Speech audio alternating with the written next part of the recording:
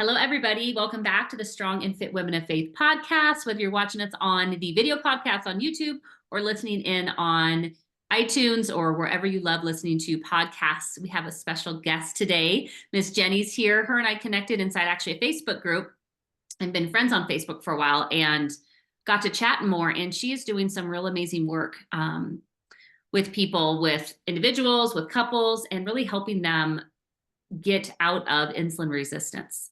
And so they don't go into full diabetes and have to deal with everything there. So a natural approach to help them be able to steward better their body, which, we're all about here at Strong and Fit Women of Faith.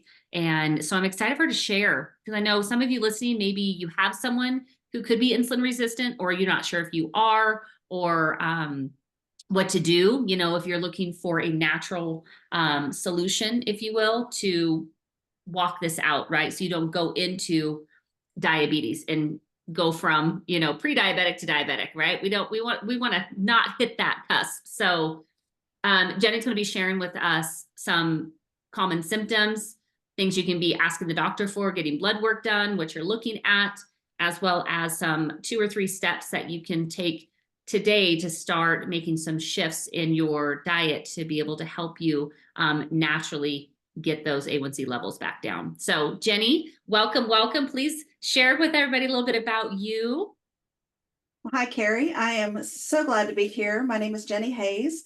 I actually have my paramedic license and was acting as a paramedic for years and years and teaching everybody to do exactly what the doctor said when they came in and I saw they were diabetic and having issues. And then one day I found myself pre-diabetic, insulin resistant. And when I stopped and I thought about all of these people that I had contact with over the years and how they had said, I'm doing what the doctor said, but I just can't lose the weight. I just can't stop eating. I just can't. It freaked me out. And I was at the point where I wouldn't even get on a scale anymore. And I was doing what the doctor said. But it turns out that I was insulin resistant and had been for many, many, many years and didn't have a clue. And unfortunately, that's really common. The most recent statistics show that about 40% of people have some level of insulin resistance. And that's if you use the standard tests that they use in your regular doctor's office. Now, there are some more off the general road tests that you can use, one called a Kraft test that actually shows upwards of almost 75% of people have some level of insulin resistance or risk of insulin resistance. That's a lot. So that means if you have 4 people that's sitting at your table, only one of you is not at risk for insulin resistance. And so this is a pressing situation. This is not something that can sit on the back burner, because diabetes, which is just one of the pathways insulin resistance can take, some of the others are things like heart attacks, Alzheimer's, autoimmune, and anything that you consider a disease of the modern age can usually be traced back to insulin resistance. Wow. So, but just counting diabetes, 2023, they said $412 billion, not million, $1 billion lost in the US between the work that we lose, as well as the money and everything that gets invested in the medical system, etc. It's a huge problem.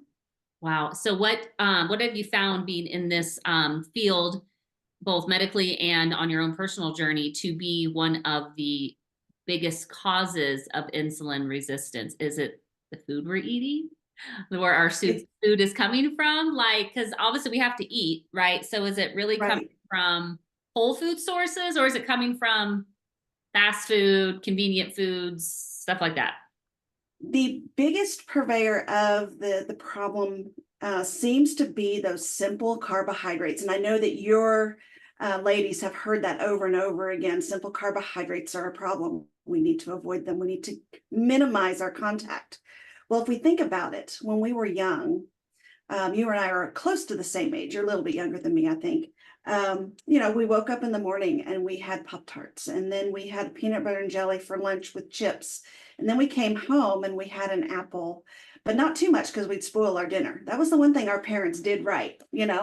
And then we would have dinner and we would have dessert. But at dinner, there was always bread and a starch. And so slowly, especially as these foods became more and more processed, and as we started adding more seed oils and things that were our bodies didn't know how to handle, our insulin levels had to increase to keep up with what we were putting in there. And so our normal insulin level, which should be really, really low, it's called your basal insulin level, it should be below 10. Now, if you go get your blood drawn, your doctor will say 20 is normal, and that's a whole nother issue. But you really want it below 10. But slowly over the years, it just kind of crept up and crept up and crept up.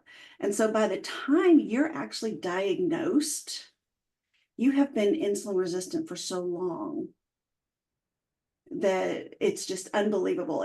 We're talking usually a decade to diagnosis. Wow. Well, and that's the crazy part. Like you said, so, my ladies who are not insulin resistant, and that doesn't mean those of you listening that, oh my gosh, and now I'm insulin resistant because I've had potatoes and I had bread. Oh my gosh. So No. Now this again is, so keep an open mind as you listen in, because again, how we do eat our food, especially if we're insulin resistant, is more important than if you are have healthy A1C levels. But if you do not, how you portion your food, what food group you eat first has a bigger impact on your insulin release and glucose. So this is what we're talking about specifically, my friends, is those who are insulin resistant, pre-diabetic, that this is specifically for that. And I would argue that even if some of your ladies are in your group and they're getting the results, that even if they have a mild insulin resistance, that just the changes that they're making with you, just the changing of their attitude toward eating the whole foods as opposed to a lot of the processed, they're moving more. A lot of times by the time you get diagnosed insulin resistance, movement can actually be counterproductive if you do it too much. And so that's when you see the women that go to the gym and they're working out and they're gaining weight instead of losing weight, and it's not muscle, because you can gain weight in muscle and it'd be healthy. But these women are just putting more and more around their belly. And so in my mind, and I kind of see your ladies as we caught it really early, and this is awesome because we can do something about it without having to go to extremes. Sometimes by the time you get to me, we're talking about eliminating carbohydrates altogether, going carnivore, or having a very low carb diet. Sometimes we have to do more than just intermittent fasting. So it's like the next step up in severity and how you deal with it. Yeah. Well, yeah, right. Because it's like the next step is you're on insulin. Right. Yeah. We're dead. We're dead. This is your other choice. Yeah. And so that's so important because, like you said, mine's like the proactive piece. And then if they come to you, it's like the reactive, like, okay, now we have to undo this. So yes, things are more stringent because you have a very short time frame. It's like, do you want to live? Or do you want to just keep putting the food in your body and die? Like, what's up? Right. So no, it's true. And it's a wake up call, right? The stewardship piece. We realized we thought we were fine. Like, we're good. Right. And then it's like, oh my gosh, I'm not. Oh my gosh, how'd I get here? Healthy fat. That's what I used to think I was. I was healthy fat because there is actually more to it than just A1C. A1C is usually a late marker. Okay. But again, your ladies aren't going to get to the point where their A1C is really going up, right? Yeah. So if the insulin actually will start going up and we'll never see it, we'll start having some symptoms. But my ladies are hoping to get back to where your ladies are. If that makes sense. Well, no, it's like they want to be in a place where they can just now eat and know what to eat, and be okay, and not be like, oh my gosh, I only can have this much, and have it so stringent, but have it more of a get to Yeah, a place now where they're at a healthy lifestyle because they've gotten they reversed that insulin resistance. right, right. Because there is magic in what you put in your body. There is magic in movement. I never use the word exercise with my women because that scares them because they're already so tired. Yeah. Because the level of fatigue is beyond just what we see at the end of the day. It's like, oh, I spent all day working. I've got the kids and the husband, and I got to go home and figure out how to clean. It's beyond that level. It's I can't even do it some days. It's that chronic fatigue that you're just like, oh my Yeah. gosh. Like it's like that inner fatigue. It's probably similar to some cancer patients I've worked with the Mhm. chemotherapy. Like you just, it zaps everything, right? 'Cause you think about your immune system is really taxed when you're insulin It's resistant, taxed. like Yeah. it's taxed. It's working overtime to try to balance Well, things out too. Your body's just so tired. and our cells, we've got our little powerhouses. I don't know how much your ladies know about mitochondria, We don't go into but depth on okay. So the mitochondria are the powerhouses of the cell. That's where it goes in and your body makes energy, right? And in a healthy cell, your cells, you have more mitochondria than someone who is insulin resistant. So you already have the ability to make more. And then when you're feeding it the way that it should be fed, you're actually creating that healthy environment so that way those mitochondria can continue to grow and produce that energy. As we become more insulin resistant, we lose that ability. Those mitochondria become sick that. and we don't produce as much energy. And that's where a lot of that fatigue comes from. Which makes sense. Yeah. So what could you share with us maybe top 2 or 3 symptoms that would be relatable to those who maybe don't Yeah. know if they are insulin resistant, or if they are insulin resistant, that can be like, oh yes, okay, yeah, that's me. Yeah. The things, and I will not tell you that this will diagnose you.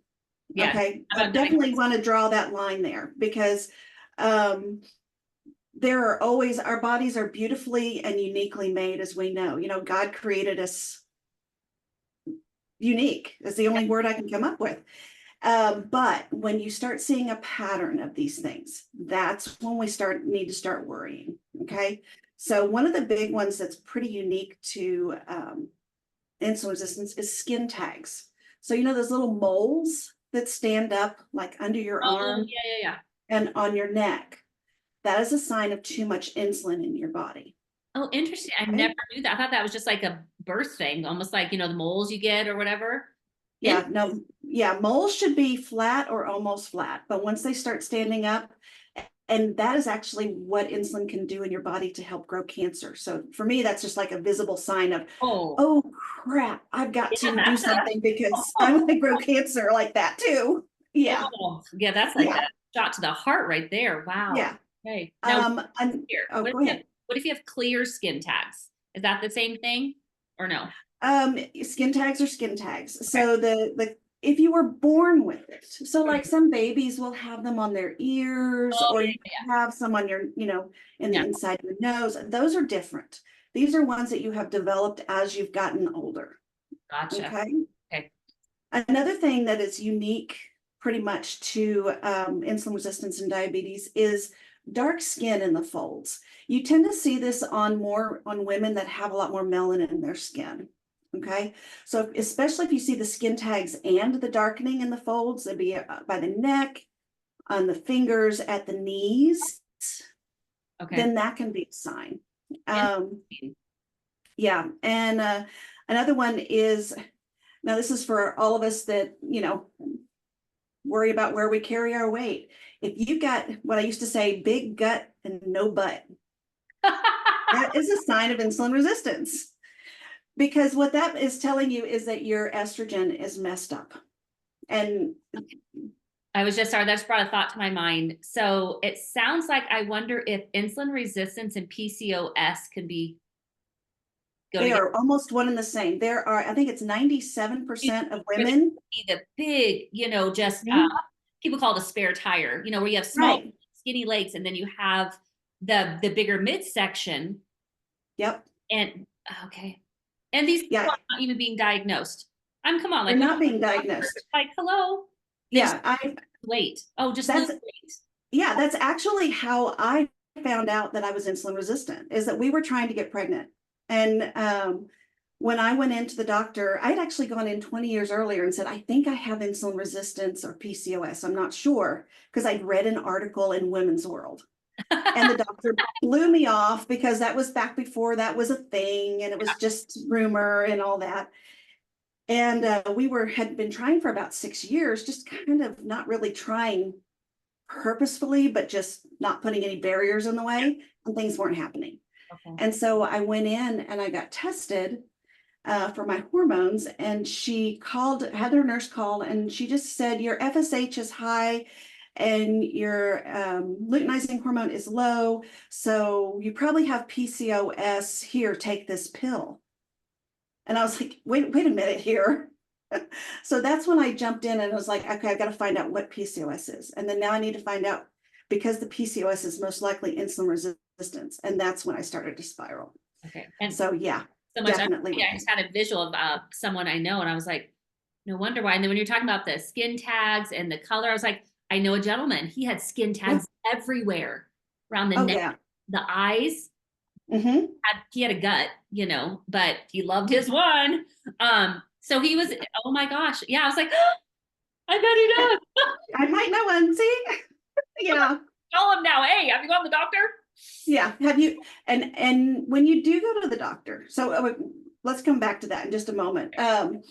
Another really big thing that I've noticed with insulin resistance is, we talked about it a little bit, is strange feelings about food in the morning. This in and of itself does not mean you have insulin resistance. Put it with the other pieces to see, okay? But if you wake up in the morning and you're one of those people that if you eat first thing in the morning, you are ravenous at 10 o'clock, just absolutely cannot get food fast enough. Or if you get sick to your stomach first thing in the morning and can't eat until later in the day. Now, I realize this is two opposite sides of the same coin, but it's to make you think, okay, insulin lowers our blood sugar. We normally have a cortisol spike in the morning, which lowers our insulin and raises our blood sugar. And so if that cortisol spike is really high, which can be a sign of insulin resistance, then we get if I eat, then, I'm ravenous a few hours later because I eat, blood sugar spikes, insulin spikes, and then it falls and I crash. Okay. So you get that hangry. Right.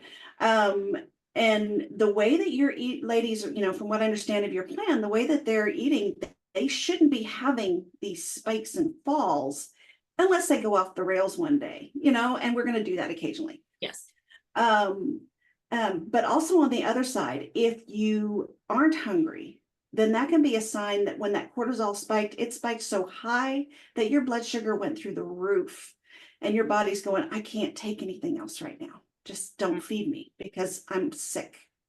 Okay. So the cortisol also is telling your brain fight or flight, right? It tries to reserve everything. So it doesn't want to take anything in, because if you got to run, right? Like, it thinks a tiger's chasing it.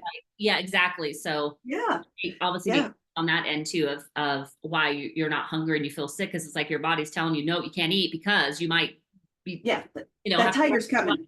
So, it's so important just to see the correlation between our insulin, glucose, and our cortisol. Like, it all plays together, and when it plays nice, right, we have balance. If we or whatever, right, our hunger cues come on, we have the hunger cues, we have our full cues. But again, if something's out of whack, our body's now not in balance or harmony. So now our hunger cues, our full, all the things are off because our hormones are off. I never knew what it was like to be a normal hungry and a normal full until I got my hormones in check. That's huge. I bet it was a huge thing. You're going, it was like, oh, this is what that is. My stomach? Yeah. Hungry? Yeah, it's gotta be. It was very odd. And to go from a place where you thought you knew what it was, because it used to be that I was hungry all the time, but I was hungry all the time from habit, from taste boredom, from, there's a number of different things that can cause you to feel hungry. I'm sure you go into that. And then when I got full, it was the stomach stretching because I ate so much at one time Yeah. instead of it being satiety, which is just so different. Oh, for So, sure. Right. Cause like we yeah. don't eat a lot of food at one time, especially if we're eating multiple meals. Some MLAs will eat every 2 to 3 hours, depending, or every 3 to 4. And it's just allowing your body having a schedule in a way that you're eating consistently, right? And it helps also keep for MLAs that blood sugar regulation as well. And so you're not having, Right. it's when we start snacking in between, and then our hunger cues go off too, because then it's like your body's like, wait, Mhm. eating me not? What are we doing? Yeah. Or we're eating a lot of the processed stuff. So there's a study that I love. This is one of my favorite studies. They took 2 sets of mice and they fed them the exact same food, the exact same amount of food, the exact same time, everything. But with one group, they pulverized the food Oh my God. versus the Okay. pellets. Now, pellets are just pulverized food Yeah. pushed together, right? Yeah. Which set do you think gained more weight? The pellet.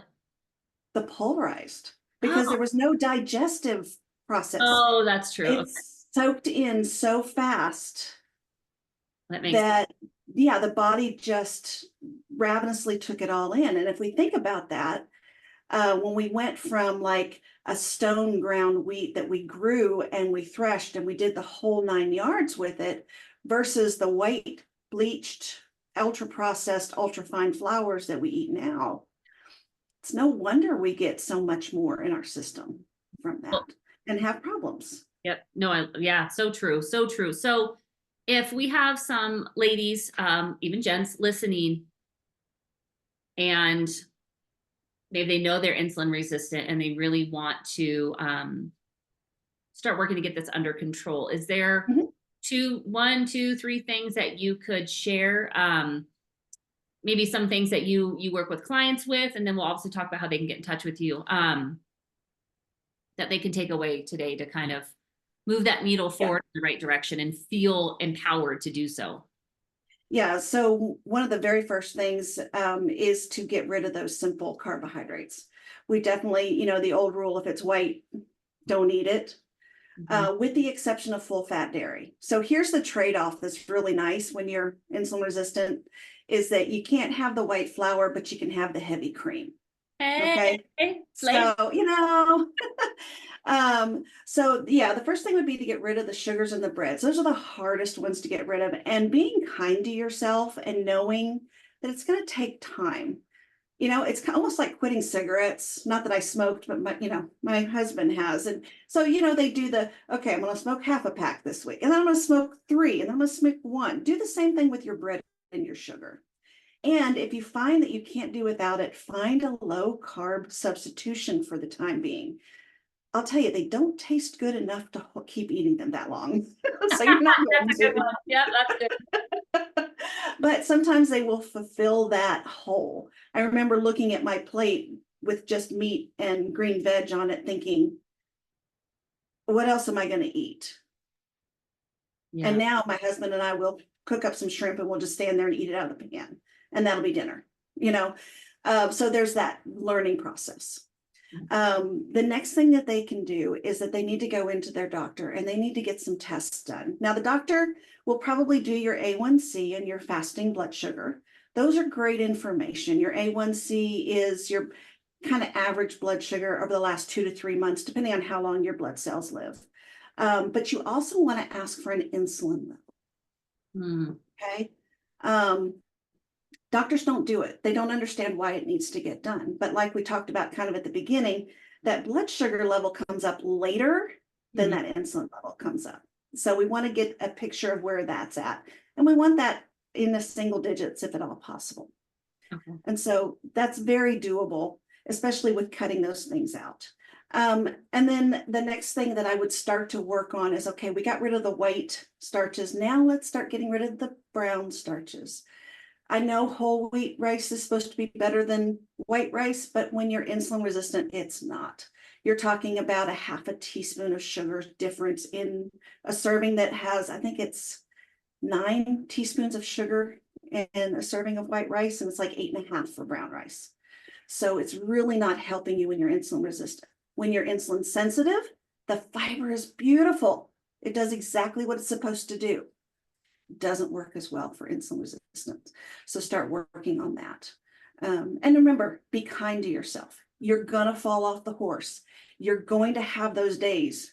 And, that's the advantage of working with somebody, is that they can help you deal with the mindset stuff and the blocks and all of those things. And having that encouragement too. And it's like, I'm learning a whole nother concept around accountability. When I think of it, when I used to think of accountability, I thought of, I have to go tell everybody what I did, and just like showing up, but it's really more about being accountable to yourself.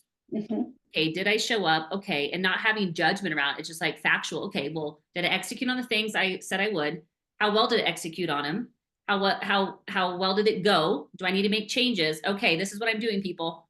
Next, it's like having that accountability, having the support and a safe space where you can be like, you know what? I ate a whole darn box of Oreos and I felt like crap. I'm ready to not do that anymore. Yeah. And being able to really have that ability to have a safe space where you can truly share and not feel like you're going to be judged is so important, especially when something like what you deal with, right? I don't have, not a lot of my ladies come in where we're at that place with I'm looking like a bad place with food. I should say, like they're ready to make changes with their food. They're ready. Like they're doing okay, but it's like, I need a little help here. Let's they're a place where there's severe things happening. That's not the level I work with. But I would love for you to share, how can they connect with you, because you do work with women and men like that. So to have someone that's an advocate, who's been in the healthcare system, who understands it, who's gone through it herself, where can they connect with you? Well, I actually have created a survey that they can check out, just if they want to know, could I have insulin resistance? Do I need to follow up more? And that is at Jennie Hays. So that's JennieHays.info/ the diagonal one, IR quiz. Okay. And then if they just want to email me or message me on Facebook, I'm under Jennifer Earl Hays on Facebook. You can just reach out to me directly, no problem there. Or you can email me at jennie@jenniehays.com. And I'm always happy to jump on a call, talk to you, no obligation, because this is a big deal. Yeah. No, I love it. I'll link everything down below too in the notes, whether it's on or on the podcast platform. So definitely look below, guys, in the notes or description, and you'll have the links there for that. I hope you guys have gained so much out of this. I know I have. And just I know not everybody who listens to this is maybe where they're at, where they would be working with me, but they might be where they need to work with Jennie. And so it's so important to have these different conversations around our health, around stewardship of our body. What do we do when things are not going the way that God planned in our body, right? And what's our part, and how do we get back on track to have our body working the way it was created to work? And sometimes that takes time, right? That takes help, that takes plan, and being able to have that help to execute it. So the biggest part, I don't know about you all, but I'm an information gatherer. I love learning. I love growing, but the issue is implementation and execution, like to have an execution plan, right? Not just like, well, I would love to do this, but then we don't do anything, right? Like I can't tell you how many like notebooks I have that I filled up with all the things and have written them out multiple times, but how many of I have check marked off saying I did it all? So if you're someone like that, like I've been, I want to encourage you to execute on that plan. So if that plan is making that doctor's appointment, maybe that plan is getting a naturopath, maybe that plan is getting in touch with Jennie, right? Like maybe that plan is reaching out to me, whatever it is, like execute on that plan, no matter how small that action step is. And that is that mustard seed of faith to catapult so the Lord can continue to work with you and through you. So I appreciate you, Jennie. I appreciate you coming on and just sharing your wealth of knowledge and wisdom. And yeah, well, definitely, I'm sure you'll be back on the podcast again in the future. Like we have so much more we could talk about. Oh, so much more, so much more. I appreciate you, Carrie. Thank you so much. Thank you. I appreciate it.